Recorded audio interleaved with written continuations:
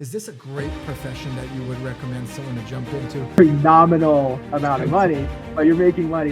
There is a light at the end of the tunnel. You see where you're going. You know what it's going to be. What's up, everybody? This is Simon. On this episode of The Ideal Hour, I have a spinal surgeon on. He's going to tell us what it takes to be a back surgeon, a spinal surgeon, what schooling is required, typically what one can make in this business. Is it probably the best profession in the medical field you could join? We're going to hear all about it on this episode of The Ideal Hour.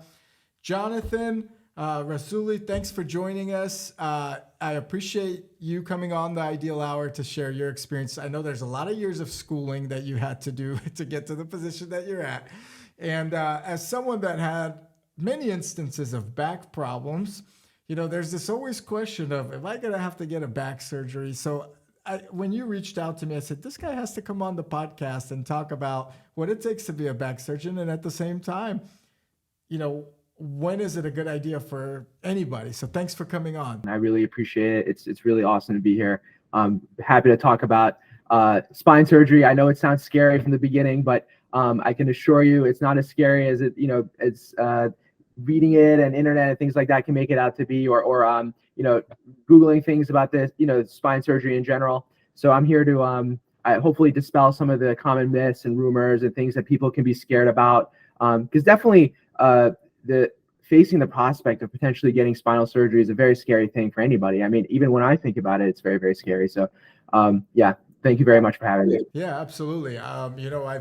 I know athletes have had it, right? I know individuals in accidents, et cetera, have had it. But my goal on this podcast is to not only determine, is this a great profession that you would recommend someone to jump into? I know my brother-in-law, for example, is looking into radiology. It pays, I think, is some of the highest salaries in the doctor field.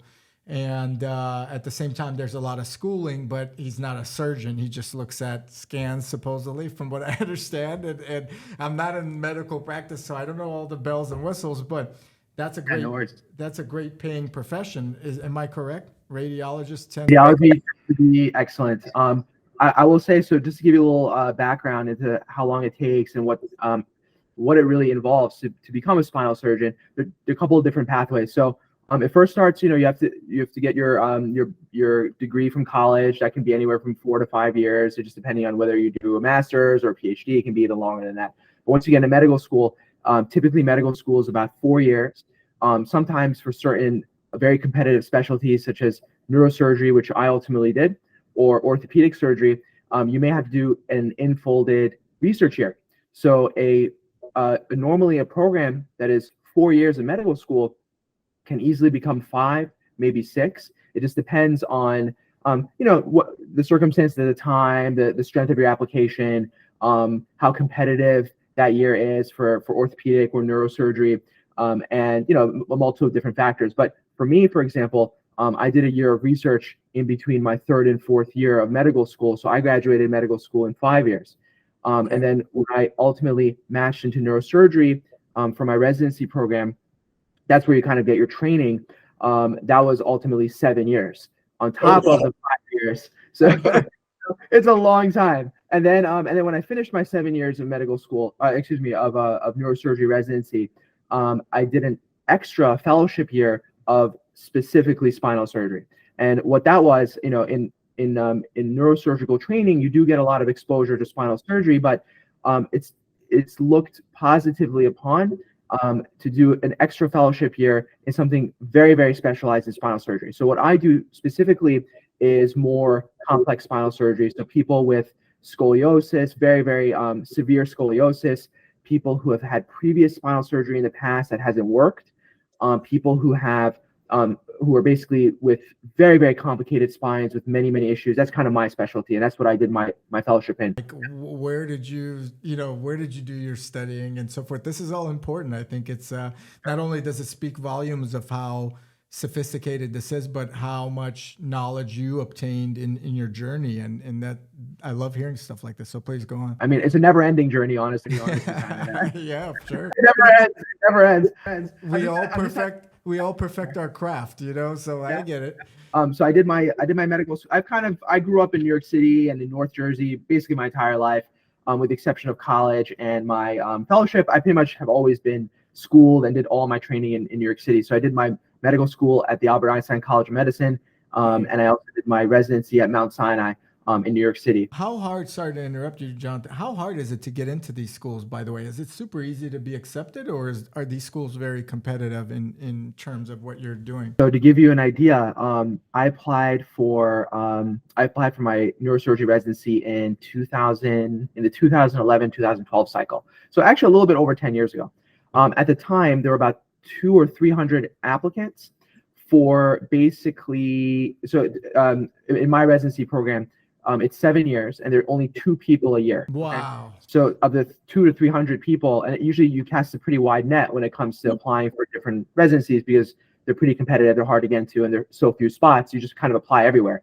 So you can imagine how difficult that is to get in. I was very, very lucky. I was very fortunate because in particular at the time, I really wanted to stay in New York City.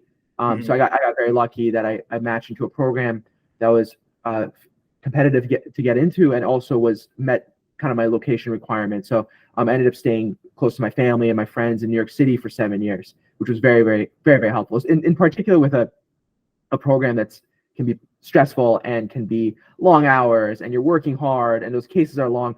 You want to have that familial support and friend support network to fall back on when you have free time and just want to kind of decompress and chill out. So it was very helpful for me to be. I think that's such a cool thing that you've said, because you know you're grinding out for many years and you're not seeing income. You know, it's like you're paying and you're not seeing anything materialize. And I think if anything for the audience that can get out of this is really expect in any business that you're in or any journey of your life, expect to be patient. You'll be years and years into a craft. Oh, I can't tell you how much. It's so true. When I just to give you an idea, and these are all like published online. These are because we're when I was when you're in medical school, you're obviously taking on debt. But when you're in residency, you do start making money, pretty nominal amount of money, but you're making money.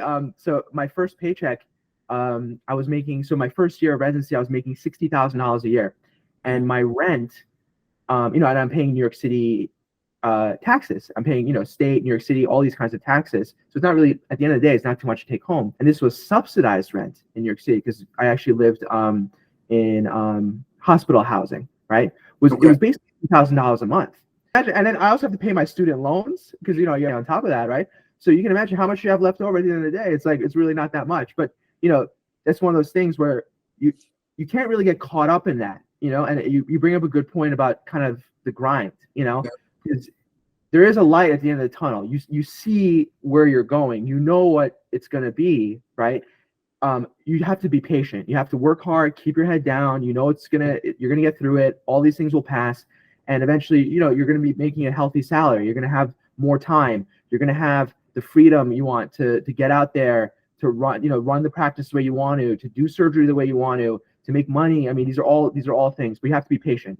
I see the people who run into problems early on, and even when they finish, are the ones who are impatient. They just want to just jump into things, and that can be a big problem. Yeah, that's a challenge. I mean, I think it's such a challenge for a lot of people. I think the ones that know how to center themselves to continue it, it's a special craft. I personally, even myself, sometimes get impatient and I have to check myself. But let's talk more about you, Jonathan. When you were young, were you like, I'm going to be a back surgeon? Like, how the hell did you get into spinal surgery and decide that this was for you? Did you watch a cartoon somewhere where Bugs Bunny broke his back? And I don't know, like I didn't grow up going, I'm going to be a spinal surgeon. And obviously somewhere along the line, something influenced you into this type of venture, and tell us a little bit about that. I'm curious. When I was growing up, so I grew up in North Jersey for basically most of my life, in a very kind of a middle class neighborhood, and when I was growing up, I kind of, basically like most of other people and most of my classmates, I kind of didn't really know what I wanted to do. I went through all the different things. At one point, I wanted to be a musician. I wanted to be a guitarist. I wanted to be a rock star. I wanted to be president. I wanted to be a cop. All those things. I was fortunate that I had a role model, my uncle, who's a cardiologist. Okay. I think, if you kind of think about it early on, right? You kind of branch out. If you kind of like math and science, right? You kind of go like, math and science, or you do more like history, political science, business, they're kind of like, there's a little bit of a branch point there, a little bit, right? And if you're more of a science kind of person, which I found myself gravitating more towards like biology and chemistry, you tend to gravitate towards pre-med a little bit, right? So I was fortunate that I had an uncle who was a cardiologist. And when I was in high school, primarily, he kind of took me under his wing. He brought me into his office. He showed me what he did.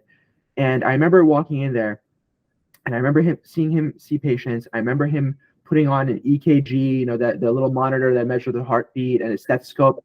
And I thought it blew my mind. I could not believe what I was seeing. I thought it was like space age. Wow, an EKG. Oh my God, And while you're talking about EKG, I have a funny story with an EKG. One time I'm in the office and I get a phone call from my doctor. He just brought it up.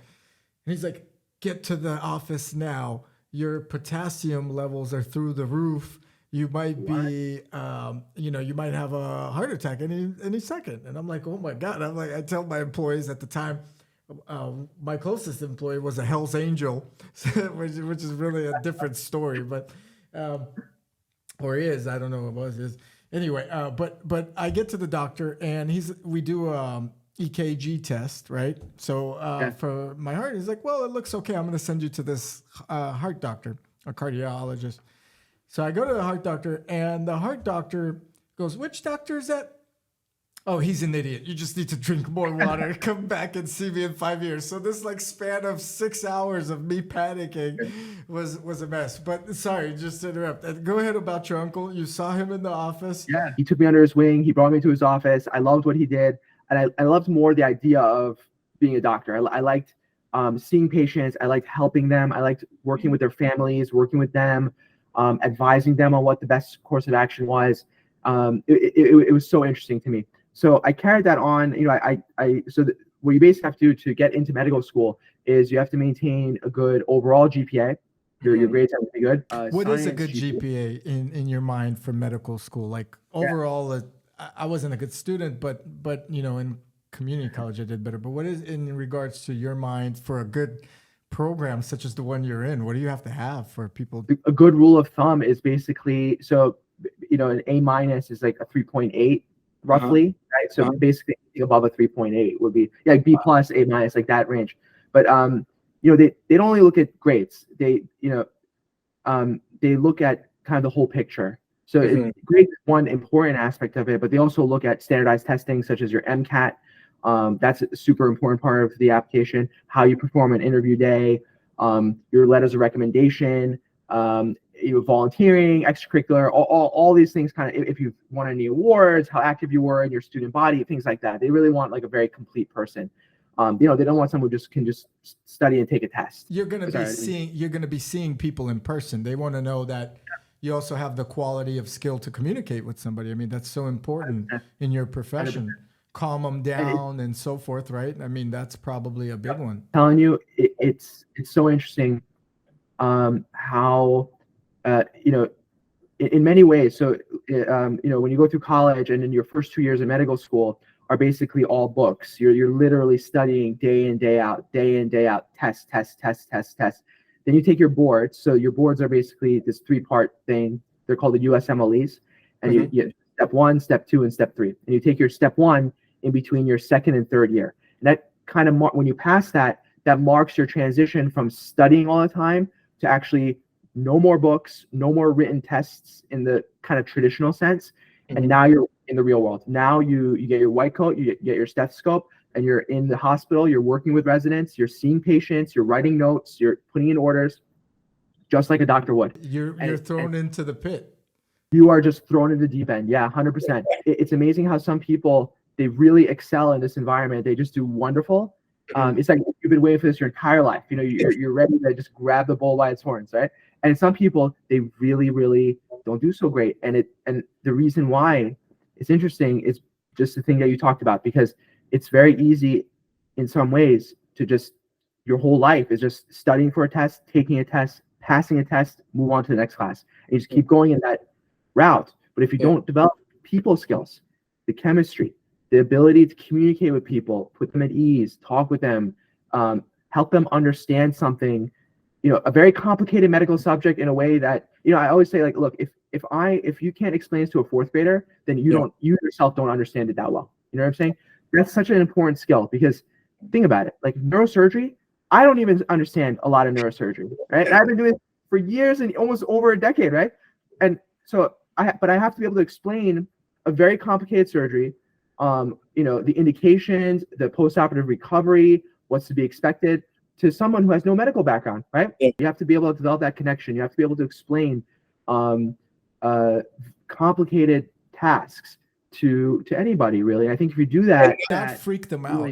And not really freak them out, right? Exactly, and not freak them out, right? Because you don't want to be like it's easy to fall back and be like, okay, the risk of the surgery is paralysis, nerve root injury, CSF leak, death, coma, paralysis. You just go through this whole laundry list, and it just, you can just put it becomes robotic in a way. But you can't really do that. You have to be able to explain things in a way that a patient will understand it, will get it, will be reasonable. So it's not easy. It's not an easy skill. It's interesting. And in your classes, or in your, I would say, your medical schooling, do they teach communication as well as part of that process where you have to, or is it more book studying and understanding the anatomy of the? They have courses where they teach you like empathy and things like that. But here's my kind of perception on this, right?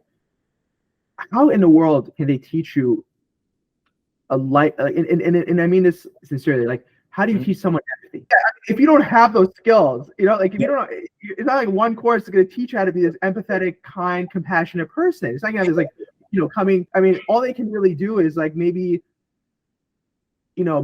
identify people who have some major issues, focus on them and kind of help them more. But like for most people, you're not going to find these. I personally didn't find those courses to be particularly useful. I thought they were kind of a waste of time. No, I agree with you. It's interesting. The levels of, like, I've personally met people that you've kind of described, which is like bookworms or people that can ace a test or study and can recite what they read and so forth. But then when you have an engaging conversation with these people, it's almost like you're looking at a book. You know what I mean? Like it's robotic. Yeah, it's very robotic, very monotone, and there's not a lot of facial expressions. It's kind of low key. Those people bore me, even though they may be geniuses and they're smarter than I am, but it's just tough to have that conversation. And I'm glad that you saw beyond that and learned that to be a valuable skill. I think that skill is as important as understanding what you're doing, especially in the financing part of your business, or even in the success of your company, or where you are as in your journey. Now, do you have your own? I don't see it in our notes. I know, for example, I see Dr. Brian Capel was your mentor. Is that correct? Yes. And I see that you were in Mount Sinai. But do you have your own practice now? Is that what you're doing, or are you working for a hospital, or both? So I work for a health corporation, a major health corporation called Northwell Health. And so we're they're almost like, I would say, similar to like Kaiser in California. Similar in a way. Actually kind of different. Actually, they're not very similar at all. Unique system. But it's a mega corporation, and they have hospitals all over New York City, Long Island, Staten Island. I work for that company, and I specifically work at two hospitals. I work at Staten Island University Hospital, and I also work at Lenox Hill in the city. When I graduated fellowship, right, you basically have to decide then what your life is going to look like for the next 5 years. Do you want to join a hospital-based system? Do you want to open your own private practice? Do you want to join a private practice?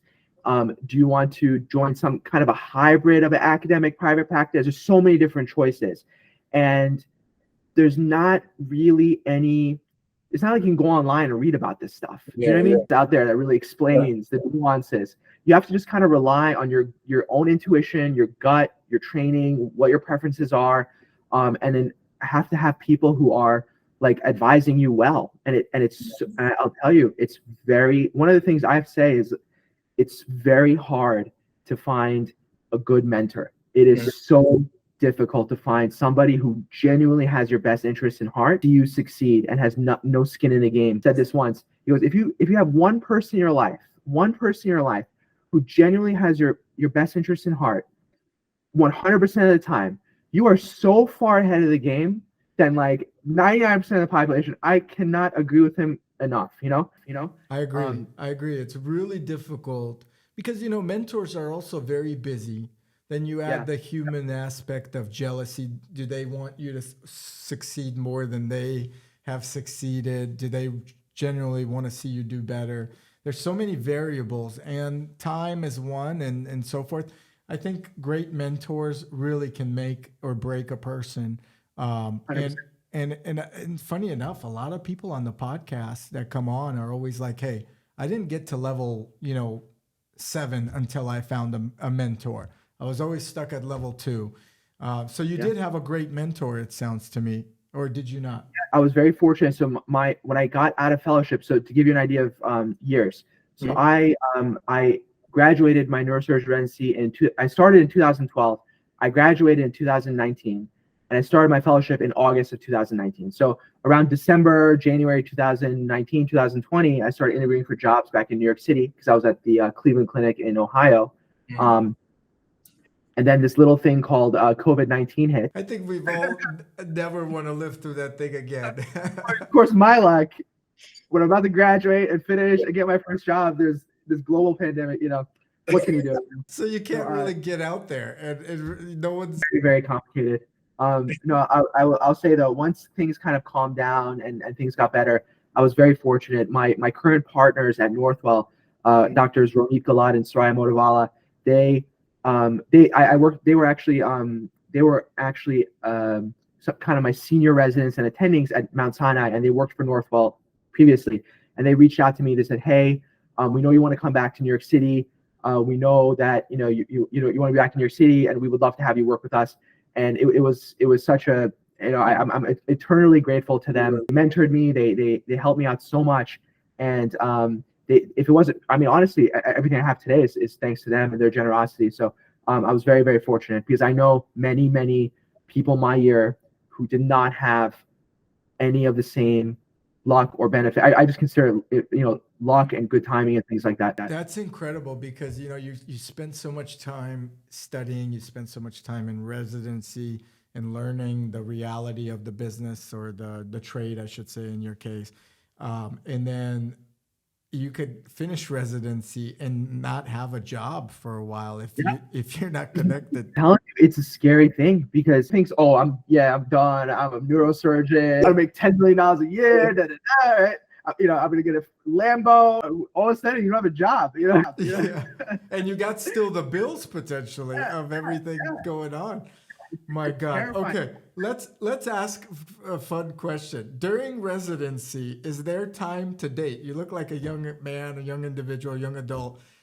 So is there time to date? Is there time to can you have a girlfriend? Can you afford a girlfriend at this time? Barely. No. No, there's always time, so it just depends. It's all about work-life balance and how you want that to look like. If it's important to you, you will make the effort to make it happen. If it's not important to you, you're not going to. I can't tell you I get home sometimes. So I'm 37 years old. I'm single. I'm not married. I'm hoping there's a lot of good girls out there watching this. You hear that? You'll message me and I'll connect you with Jonathan if you guys need it. But okay, you're single, not married. That's good. 37. You're enjoying post-residency. Right. So the thing is I will say that I get home and it's very different being 37 and when I was 27. Sometimes I just have the same energy. I had a long day at work. It's stressful, exhausted. I just want to go to bed. And it's like 8:30. Oh, I would love to just go to bed right now. wake up at 4 a.m, do some workout, have my athletic greens shake, and that's like what I do in the morning. And then like, and it's just, just be like a champ, but you have to get out there, because if you don't, before you know it, you're in your mid 40s, or, life will just pass you by like this. This raises a couple good questions, because one, I would imagine when you wanted to become a spinal surgeon, your mom and dad were proud of you, I would imagine. And, to say that they have a spinal surgeon in the family, this is like obviously a lot of schooling behind it. Typically from my culture, parents are like really excited when someone does something with their life, whether they're a prominent lawyer or a doctor. This is a high mark, right? So they were probably very happy that you've graduated, or were they encouraging you in this process? Parents were extremely supportive of me throughout the entire process. I was very fortunate that they took an interest.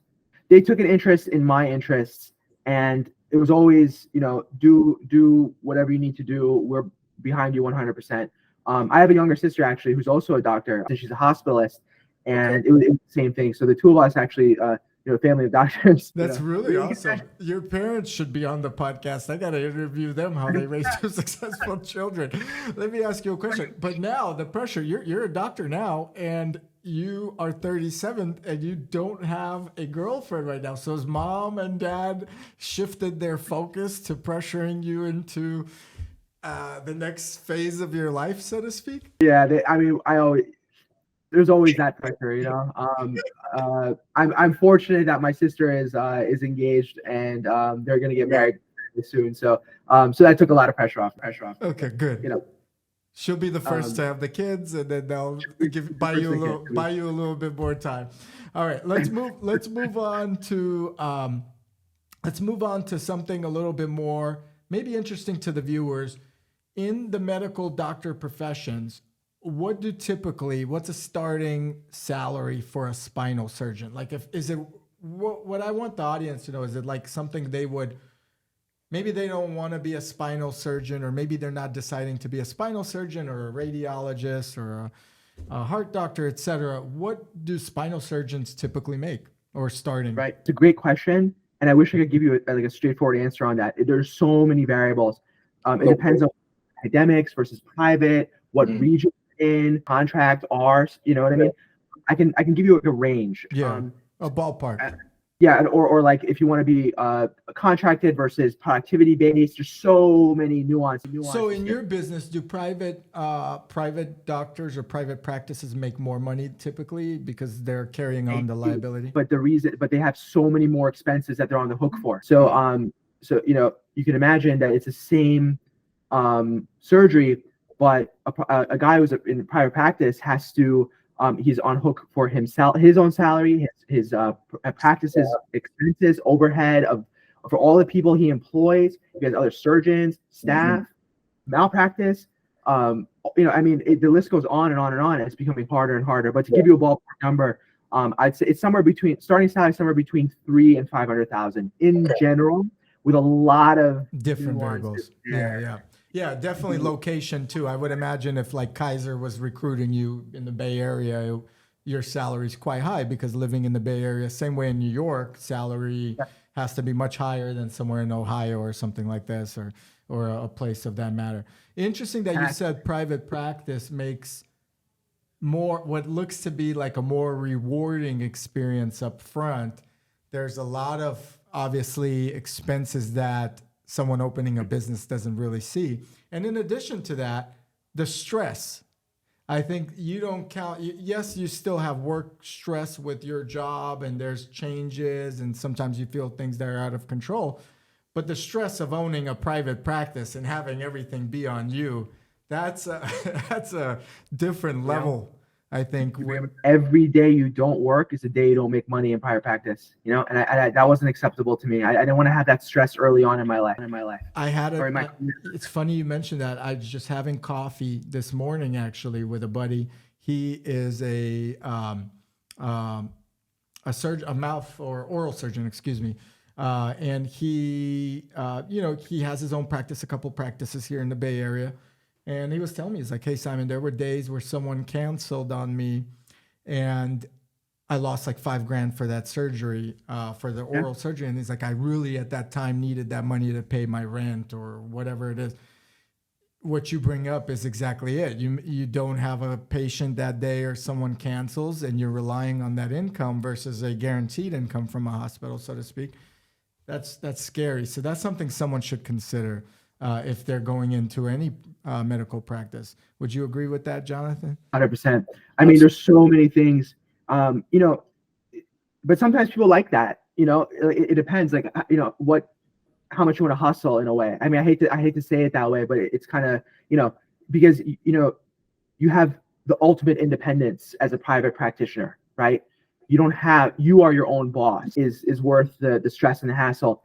And there are definitely some major advantages to that. But at the same token, there also are advantages to working for a big hospital system. You don't have to worry as much about a lot of things. You may have a bad month, a good month. Maybe you have a stretch of like 3 bad months. Things happen. Yeah, it could be bad. COVID hit. Yeah. That was terrible. Right?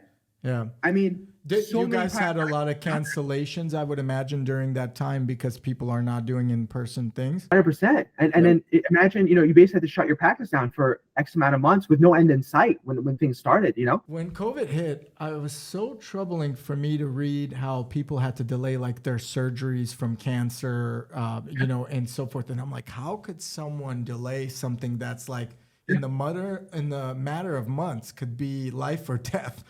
And heart surgeries and this and that. And I said, this is one of the craziest times we're living in. I hope, again, I have like a luxury travel agency and a lot of our clients are older and they're like, I hope I never live through this again ever in my life, because it's just, they've been through it all. Some of them been through World War II and to live through this experience, they're like, this is worse than the World War. I'm like, whoa, that's pretty bold.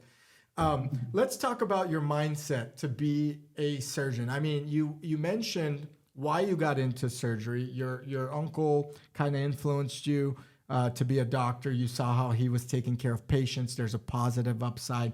You mentioned how hard it is to become a doctor, which I kind of had a little bit of a cusp of understanding. Probably could not do it. And now let's talk about how you prepare mentally to get into a surgery for a patient. I know you wake up in the morning, you have your milkshake, your day workout, and or your protein shake. But what mindset do you have to have? You're about to open somebody up. I mean, this is crazy. Yeah. It's so interesting. That you bring that up. I'll preface that by saying, I had an interesting moment the other day before one of my surgeries. I got in. So I typically perform surgeries on Mondays and Fridays, and my cases start at 7:30 in the morning. So I tend to wake up a little earlier. I don't like to be rushed. So I wake up, I do my little routine. I have my little shake, put myself in a positive mindset. I drive to work. I listen to music that I like. So I'm very happy, good, feeling great. Right. Yeah. So I was talking to my patient. I was signing their paperwork, getting everything going, and he was with his wife. And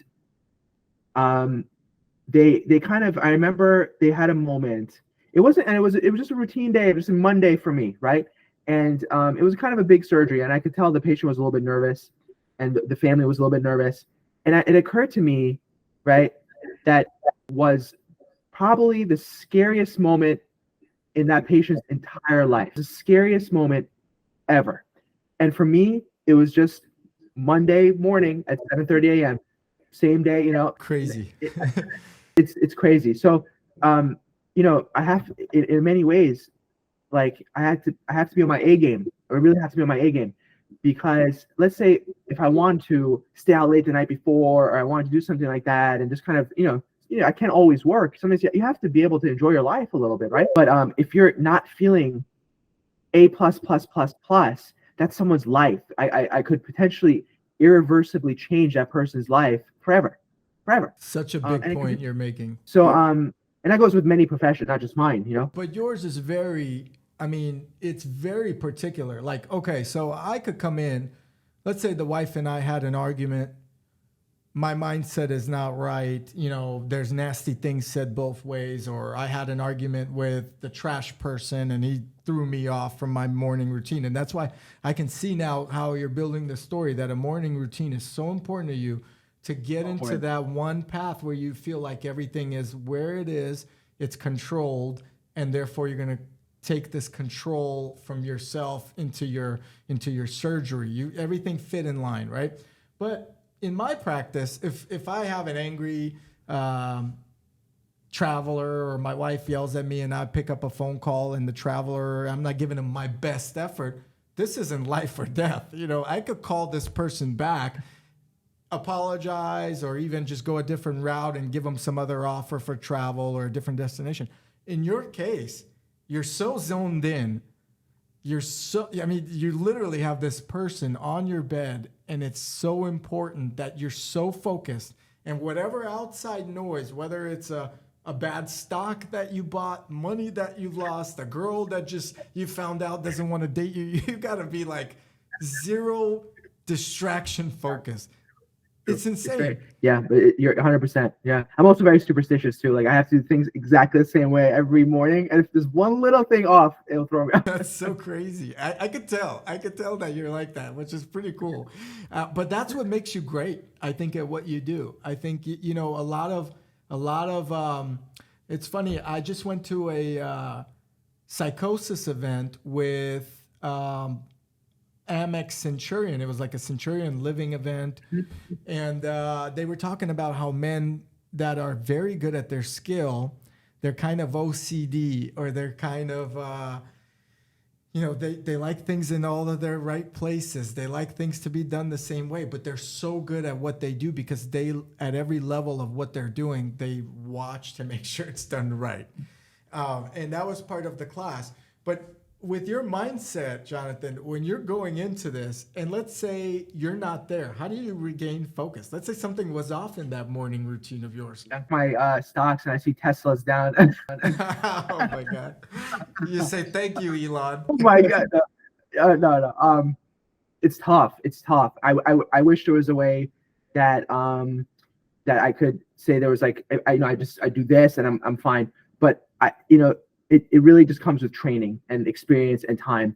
And you eventually you develop, I almost want to call it, it's almost like a skill in a way, to kind of separate yourself from the moment, the things that are around you, laser focused on what's going on.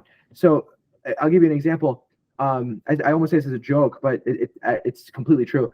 Let's just say if you could theoretically put like an EEG on me while I'm doing surgery and just measure like my brain waves, right?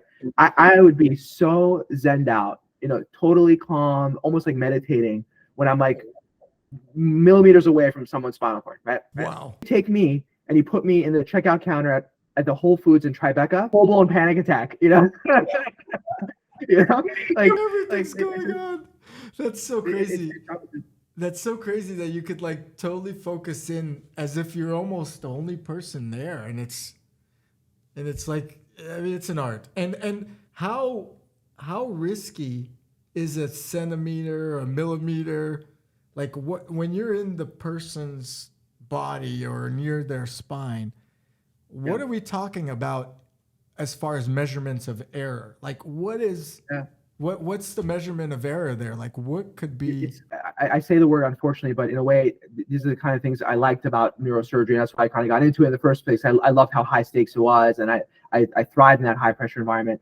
It's a game of millimeters in many ways, for example, one of the things we commonly do is we place screws or instrumentation, like cages, screws, titanium rods, things like that, to stabilize someone's spine who might have an unstable spine. And if a screw is misplaced, if it's pointing too close to spinal cord, too in the opposite direction, or it's not really seated well, it's going to fail. Or it could hit a nerve, it can hit the spinal cord. All kinds of bad things can happen. So it's tough. And that being said, yes, it's very high stakes, but the vast majority of our cases go very, very well. It's those one or two that don't go so great that always stick with you. I agree. So there are like the success rate of spinal surgery in general is a pretty good success rate, correct? Depends on what the indication is. I see. In general, we're, we have years and years, decades and decades of good, fairly good data that's shows that what we're doing works. For certain very specific pathologies, spinal surgery, certain types of spine surgery really help patients. And really what the art is picking the right, what you learn and go through all that training for is really, and the art of surgery is really being able to pick your patient selection, knowing who is the right patient for a particular surgery, because there are hundreds of different things you could potentially do for someone, right? Who knows that one you pick is the right one, right? And then kind of following them and watching their post-operative care. So really the art is picking the right patient, picking the right surgery, and following them and managing them post-operatively, make sure they do well. In your practice, is it important that someone gets a second opinion on spinal surgery before they do it? Is it like, do you recommend that every time? A million, billion, cajillion, get a second, get a third, get a fourth, get a fifth, get a sixth. Because I will tell you what I think is the best thing. You can go to some other surgeon and they may say something completely different, and they may not even be wrong. Maybe what they say is totally right too, very reasonable. But ultimately, the patient is the one who's going to decide which surgeon is going to operate on me. And I want you to feel completely comfortable with your decision for me to be your surgeon. I'm your surgeon. You and we are bonded for life. You're a part of my family now. Yeah, this is a big endeavor that they're taking on. I mean, this isn't a broken thumb. This is like a very serious long-term potential thing that they would either be dealing with or would improve them, and the right person that's really good with their hands is super important. When you go into surgery, typically how many people are in the room? I mean, this is like, is it you and maybe a couple assistants, or? It's so funny that you mentioned that. When I was reading about surgery and looking at pictures and stuff, I always saw like that picture of the two surgeons and anesthesiologists and a whole group of spectators. I was like, wow, that's like what it's like, but it's not really like that. What it is basically, at the bare minimum, at the absolute bare minimum, it's going to be the surgeon, the surgical assistant, an anesthesiologist, a scrub tech, somebody who's handing you instruments, the surgeon, and then the nurse who kind of circulates around and makes sure things are going smoothly. So at the bare minimum, you have 5 people in the room. And you're the lead. I'm the lead, right. So you're a leader during not only that moment of making sure everyone else is doing their part, but that you're trusting that they do their part, but what you say goes in that room in pretty much all aspects. Yes, the surgeon probably plays the most important role there, but it's teamwork. It really is teamwork. You can't just be like, this is the one person. Everybody has a crucial and extremely important role during the surgery that you can't just all fall on the surgeon's shoulders. There's things that everybody plays an important role in. And that's kind of like, again, kind of the beauty of the OR, the operating room, is that that it's teamwork to the max to really help this patient and get them off that table safely.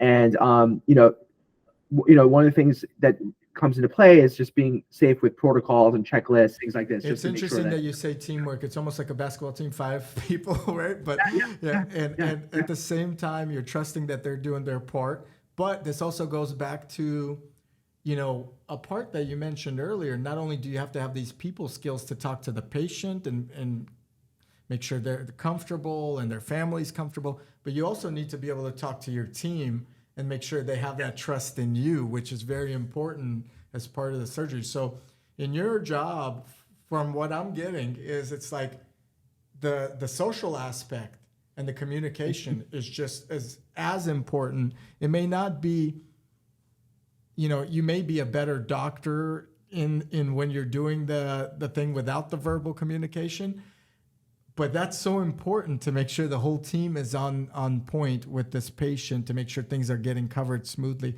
I agree. It's crazy. All right, that's really wonderful. Let me ask you a big trend that's happening. We live near the Bay Area. There's as you mentioned, Kaiser. There's Sutter Group. There's a lot of these bigger hospitals and medical groups. One of our family friends through schools, the kids' schools, mentioned that radiology in the future may be taken over by AI. Mm-hmm. They said, well, AI may be able to one day predict a cancerous tumor much better than I can predict through whatever methods, right? Do you think spinal surgery can one day be done by robotics, or will be done by robotics? Or do you think it's too far out, or it's not something that you're even worried about? Excellent question. So, we already have programs or AI that can detect skin cancer, and there's excellent studies showing it can actually do it better than an experienced clinician can. Mm-hmm. So it's here, it's coming down a pipeline, it's evolving and improving much more rapidly than probably we can ever imagine. We're either going to embrace it and learn to work with it, or we're going to get replaced by it. That's kind of my perception on this. So we do have some rudimentary AI in spine surgery. Most of it is looking at analyzing patient outcomes, like and trying to do a lot of what I mentioned before, kind of what I mentioned as being the art of surgery. So what we are really, the focus of AI now is to look to just be a repository of just tons of patient data, right? So you can have like this, let's say almost like a chat GPT. So you plug in a patient's data and you show them the MRI scan, and then that AI will be like, okay, well, based on this patient's MRI and based on the research data that I have and blah blah blah blah blah, and the patient's comorbidities and your surgical skill, and your outcomes, probably the best surgery in your hands will be this, right? So that's what we're trying to do now, which is very interesting. But are we at the point where we're going to have, and we do have robotics in spinal surgery too, anywhere close to doing anything on its own? I would say, is it coming? Yeah, it's coming. For sure it's coming.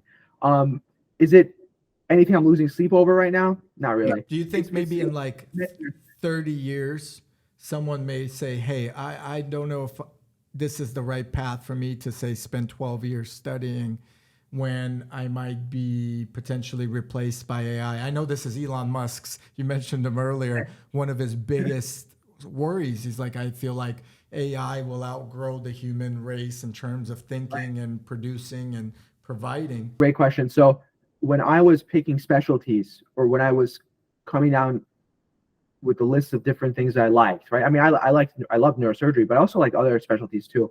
I was very particular on picking a field that I felt was not going to get replaced by technology, but would grow in tandem with technology. Radiology is at risk. Yeah, could a computer, can somehow an AI come around and, you just throw an MRI and just analyze it? Yeah, I mean, actually, they have things like this that already exist.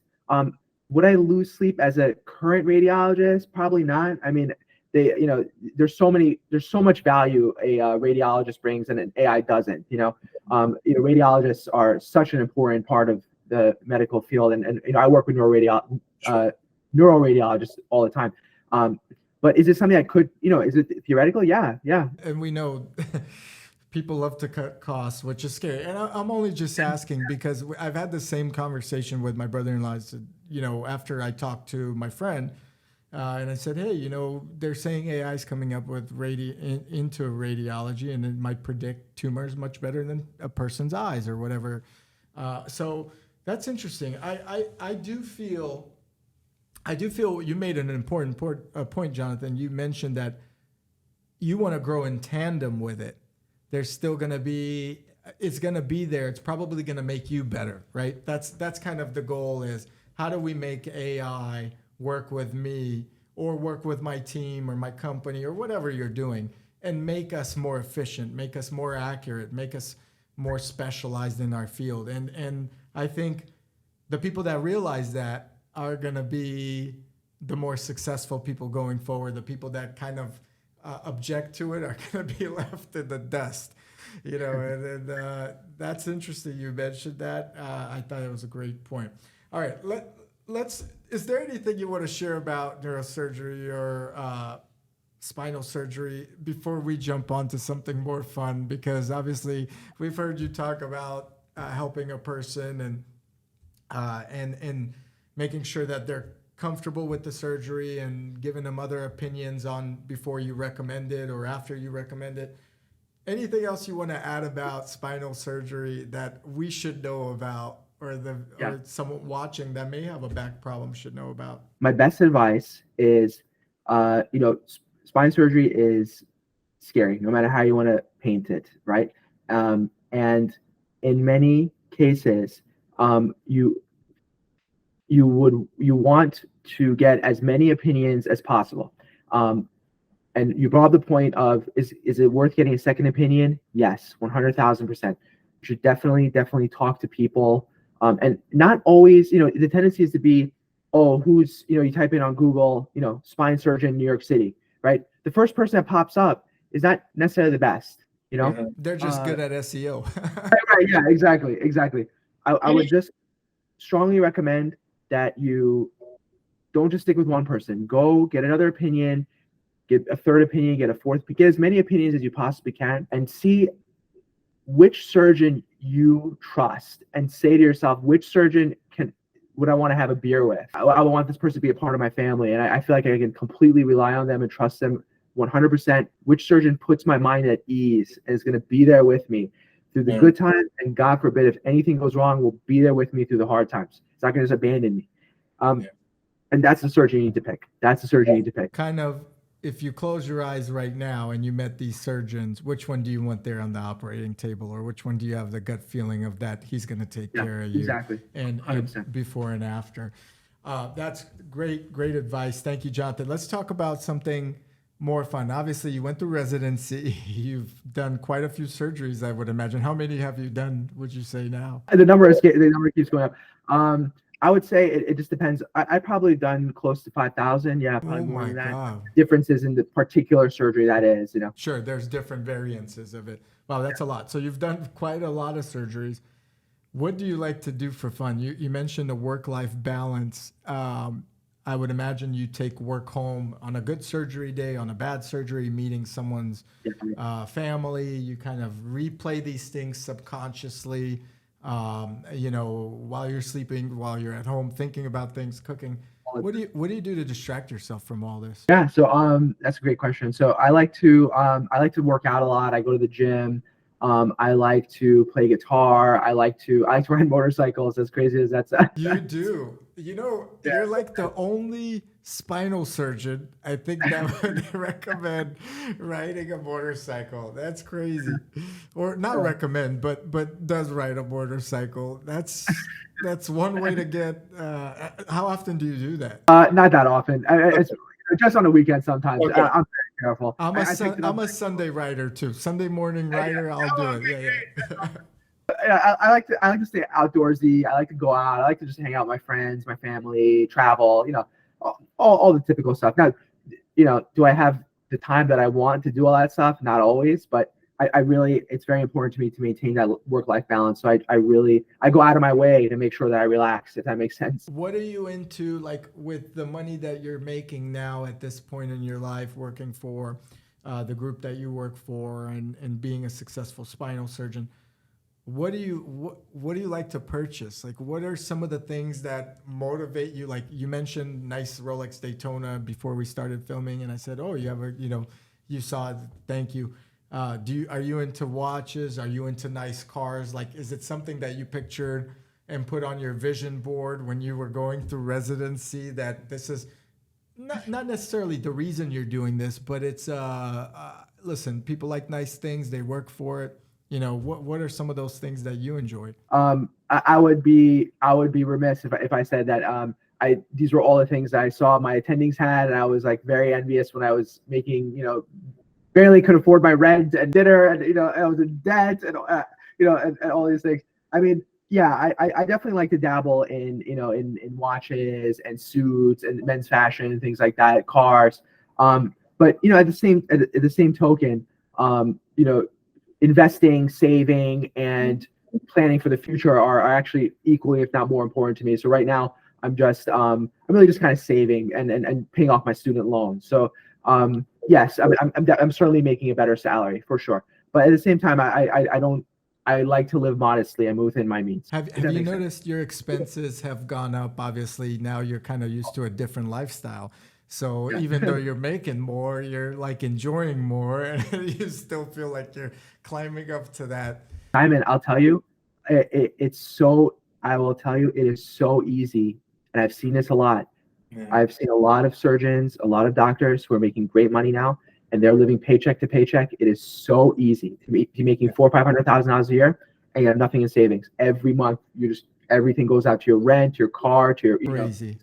It's paycheck to paycheck, and another thing is like people don't realize is 500,000. You're like, oh cool, I make $500,000 a year, but then there's taxes, right? So chop that nearly in half, and now you're working with less, and then you got to catch up. I've seen that, and I'm glad you're investing. What do you do typically for investments? Do you like to play the stock market? Do you do real estate, cryptocurrency? What are some of the investments that you like? All the above. One thing, we don't really learn any of this stuff in med school, or no one teaches you this stuff, and how to like plan for the future. What's a 401k or a 403b? What's a Roth IRA? What's a traditional IRA? How to save for the future, how to invest, how to buy a stock, how to look at how to put a limit order, these kind of stuff.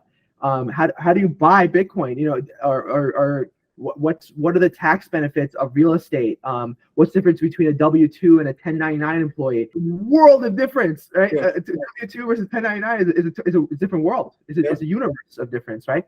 But nobody teaches you this stuff. So it's kind of sad that they don't. I could see why they may not want to teach you much about tax, because tax has gone up so much since, say 50 years or whatever it may be. But they don't teach you anything. And you could be a doctor, you could be a lawyer, you could be anybody. And you could, God forbid, I knock on wood, hit someone with a car. And all of a sudden, you're in these lawsuits, and they tie up everything. You know what I mean? They levy your paychecks. They levy, whatever happens. And they don't teach that in medical school or even in any school. Where how do you protect your assets? How do you set up your homes in LLCs? How do you create trusts abroad? 100%. I think these things are so important, and I think that even if you're, let's say, a doctor that's listening to this. Or anybody, you really gotta, I think part of the planning, and you're 3 years younger than I am, and I'm only now realizing these things probably in the last 3 to 5 years, is how important is it to keep the money that you made and keep the assets that you made? Because someone, especially a hungry lawyer, if you, God forbid, get into any incident or any situation, that's the first thing they do, is they see what you own, and they'll try to take all of it. So my advice is, and you're probably doing it already, is really figure out how to protect yourself that long term. How do you pass something down once you have kids and so forth to make sure there's there? One of my colleagues told me that it's so true, is the benefit of investment and being comfortable with debt a little bit, knowing how to be creative and being comfortable carrying a little bit of debt, because it's kind of an uncomfortable concept. You owe money, right? But give you an example. When I graduated, right, I was just obsessed with paying down my student loans. So I was like aggressively paying them down. And one of my colleagues said to me, he's like, what you're doing, it doesn't make any sense, Jonathan. And I said, why? I mean, I want to be out of debt because, and once I pay this off, so then I don't have to pay this anymore. It's great. What are you talking about, right? And he goes like, look, you're not thinking about this correctly, right? Just don't even pay it right now. You're going to pay it, but why don't you take that money, right? Yeah. If you had just bought every month, what that money would have put in there, and you would have bought, let's just say, I'm just going to give an example, SPY or QQQ or Tesla or something like that, right? And you just put in that, and you just sat on it, right? Able to pay off your student loans and buy a new BMW. I never thought about it that way. It was so true. And I will say that I'm much more careful now with investments, and making sure I have money saved over at the end of the month that I can just invest and then just kind of play the long game. Because when I was I hate to use this word, younger, I kind of tried to do the whole day trading thing, and it's not. It's very stressful, very difficult. I'm sure some people are very, very good at it. I'm not. So I do just kind of the long term thing, you know. Safer is better. I also tried that stuff myself, and I'm typically pretty knowledgeable in these things, but definitely I'm learning to let the professional that's sitting there doing that daily and the one that's experienced in it, right? That's been through hell and back, and they've already failed a few times. That's the person that we should be focusing on by trading. And blue chip stocks are typical investments that are gonna deliver back. I think it's great. Yeah, why pay $2,500 each month to pay down your student loan debt or whatever amount it is, when you could put that into a great stock that's going to be yielding? For example, even Facebook a year ago, it just more than doubled from a year ago, during its downturn. You put all that money in, you doubled, you're paying off, you could pay off a large chunk and continue to invest with your original investment. So that's pretty good advice. My advice also is you work hard, you earn, figure out every possible way to protect what you earn. Never have it. Before I used to be like, oh, I own this and this on paper.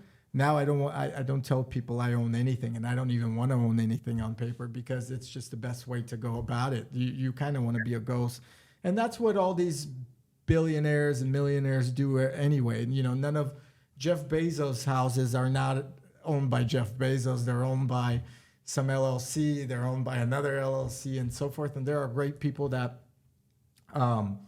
talk about this stuff, and maybe I'll make a video or have them on one day. But if you need anything like that, you let me know. I'll connect you with those people. Jonathan, I totally enjoyed this. I feel like if I ever do need back surgery, God forbid, I have someone in New York, they're gonna have to fly me out on a stretcher, and I do trust you. When I close my eyes, can Jonathan operate on me? Yes, he can. I hope you had a good time. Thank you for reaching out. As